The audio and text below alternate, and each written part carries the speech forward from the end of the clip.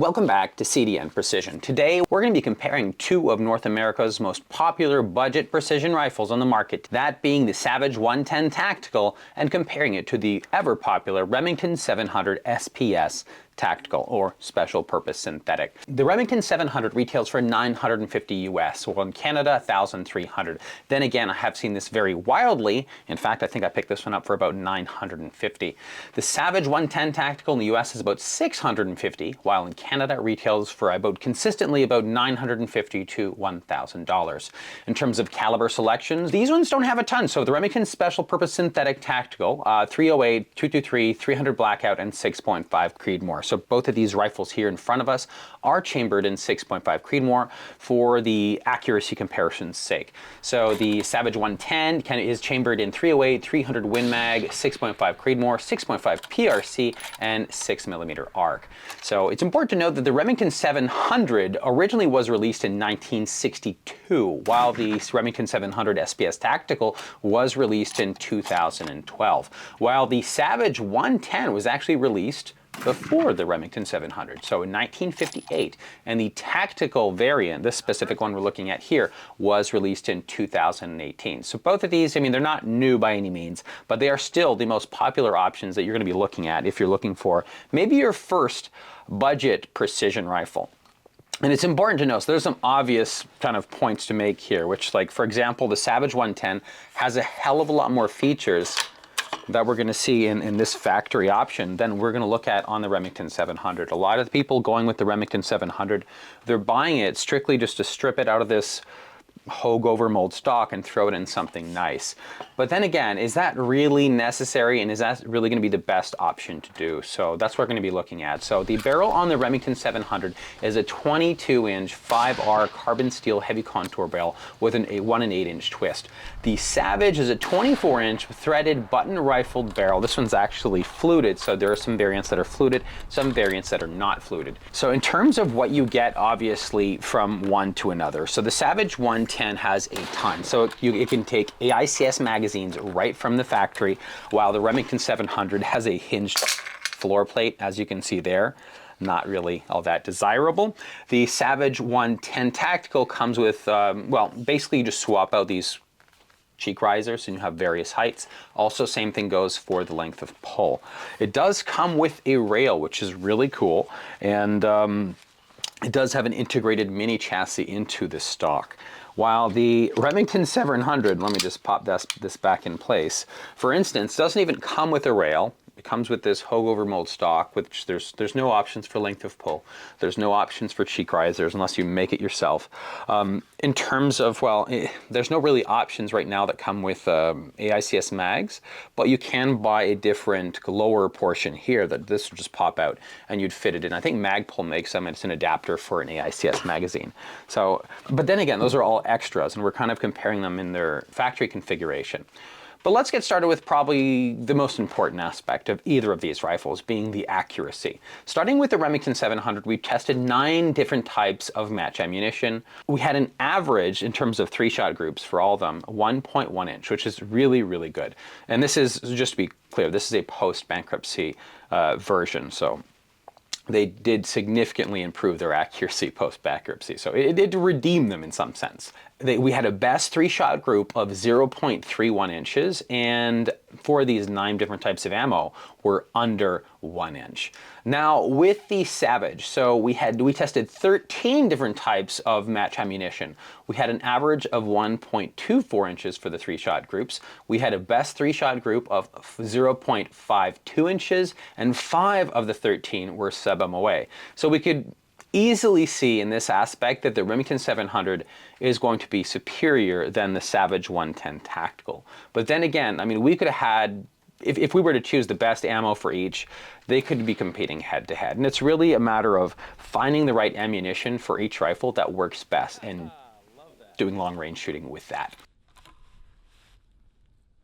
Next, let's look at the action. So both of these, to be specific, are 90-degree bolt throws, but doesn't mean they're equal.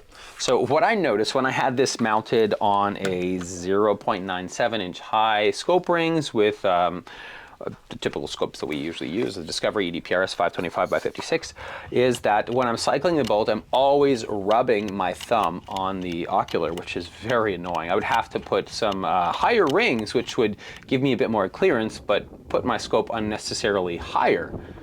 You know, it's kind of like not ideal situation. While the Savage 110 still has a 90-degree bolt throw, but actually for two reasons. You know, the bolt is massive, so your thumb is actually further out of the way, and just the angle gives you a little bit more clearance, so your thumb is not going to be rubbing on the ocular, such as we saw with the Remington 700. Now, in terms of smoothness, you can see right here, I would tell you that the Savage 110 is smoother. And in terms of feeding, reliability, failures to feed, failures to eject, failures to extract, we did have some with both of these. We had one failure to extract and two failures to eject with the Remington 700, and the Savage 110 Tactical, it did give us the occasional failure to eject. Then again, this was all in the first 200 rounds, and after that, I'd say I haven't seen any failures with the Savage 110 Tacticals. Also to mention is the 110 does come with a rail, as we mentioned earlier, a 20 MOA rail, which is ideal. While the Remington 700, you'd have to buy one, which I personally just recommend MDT. They have, I think they're like $80, like full retail, and while a lot of the other companies are, you know, trying to charge about $100 each, and you can get them at CDN Precision, which is my website. It's actually how I make all these videos happen. So if you're looking for, you know, precision optics, such as a Discovery EDPRS, has 36 mils of internal adjustment, 10 mils per revolution, zero stop. It's got a Christmas tree style illuminated reticle, ED glass, lifetime warranty. They retail for 580 bucks Canadian. And basically, that's how I fund this channel. That's how I purchased these rifles. Or if you're not looking for an optic and you're looking for rings, we have those too. We have carbon fiber shooting tripods. We have the Athlon Rangecraft, which is currently the most popular chronograph on the market because it's affordable. It works really, really well. So anyway, if you want to support me, support the channel, that's how you can do it. Let's keep going. So next, let's talk about the trigger. So the trigger on both of these is going to be adjustable. The Remington 700's trigger is adjustable between 3 and 6 pounds, and it has a variance of about 1/10 of a pound, which is really good. But 3 to 6 is kind of, yuck, not that great.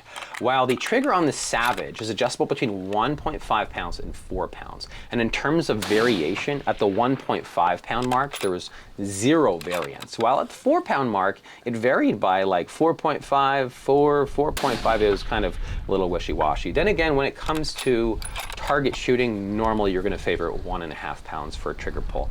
Personally, the bladed trigger that we see on this Savage, well, on all Savages, they all have this little safety blade here. It's not my preference, but once you get past that, their triggers are quite nice. But in terms of other options, so if you wanted to replace these triggers, there's going to be a ton more options for the Remington 700. There are still options for the Savage, such as Timney, Jard, and Elf. They all offer aftermarket options to replace this trigger. But there's just, then again, everybody who makes triggers makes a trigger for the Remington 700. Next, let's talk about the stock. So the Remington 700, as we mentioned earlier, has just a simple Hogue overmold stock. Really nothing fancy, and the barrel does enter in contact with the stock. It is aluminum pillar bedded, which is like the bare minimum, which is typically what we see on rifles that are like below 450 even. I think there's only 2 of them below 450 that are not aluminum pillar bedded, but anyway, they could have done like they did in the Savage and do an integrated aluminum mini chassis. So that is going to be far superior in terms of bedding that action. And in fact, this rifle could have performed better had it been in a stock, in a chassis of some sort. So the Savage has a lot going for it. We have a nice flat portion here. It's great for resting on your sandbags. So it takes AICS magazines. It's probably the simplest magazine latch that I've ever seen, but I mean, it works. One thing about the magazines though, it is not perfect. So just the way they designed it, if I apply upward and backwards pressure on this, as you can see here, we are no longer able to cycle our action. If I release it, it cycles perfectly. So if you were to apply pressure into a barricade of some sort, you would be prevented from closing your bolt, which is, I think, in my opinion, a little bit of a design flaw. Then again, it's still superior than just not having magazine compatibility with the Remington 700s. One other area I find they could have done better. So as you see here, the angle of this grip, it's very Monte Carlo-ish angle. It's like a very much 45 degree. A lot of people, when we're doing long-range precision shooting, we really prefer a 90-degree grip, and that's something that would really push this rifle, I say, set it ahead of pretty much all the competition, because there really is not a whole lot of options at this price point for budget, precision, long-range tactical. I mean, this is about $1,000 Canadian. Name another rifle that has this many options. There's still none, but they could improve it a lot by just putting a 90-degree throw, fixing up the mag, and can't really think of anything else. I mean, that would be amazing just in itself. So we have adjustable, well, swappable comb heights, swappable length of pull, which is really good. In terms of aftermarket options, basically, you know, this rifle has, the 110 has been around since 1958. Almost every company makes a stock or a chassis for the Savage 110. Lastly, let's talk about the warranties. So in terms of warranty, Remington Arms LLC has elected not to provide any written warranty, either limited or full. Rather than to attempt to comply with the provisions of the Magnus-Moss Act and the regulations issued thereunder, there are certain implied warranties under state law with respect to sales and consumer goods. Firearms returned to Remington Arms for service will be evaluated and determined if service will be provided at a fee or free of charge. So really, they're trying to get around that. And they will not be honoring your old Remington 700 warranty. So if you bought a pre-bankruptcy version, you're on your own. Then again, I personally don't think these warranties are that big of a deal. Normally when you buy a rifle, the issues show up right away, or they kind of just don't ever show up at all. So I'm not really concerned whatsoever. In terms of the Savage, they have a 1-year limited warranty. You have to register it in 10 days, and it's for the original owner only. So I'd rather have something in writing. It gives me a little more confidence in the product. But then again, I'm not too concerned with either of these, because the Savage 110 has been around since 1958, and the Remington 700 has been a design that's been around since 1962, and the Remington 700 is a design that's been copied by everybody and their mother when it comes to making custom actions.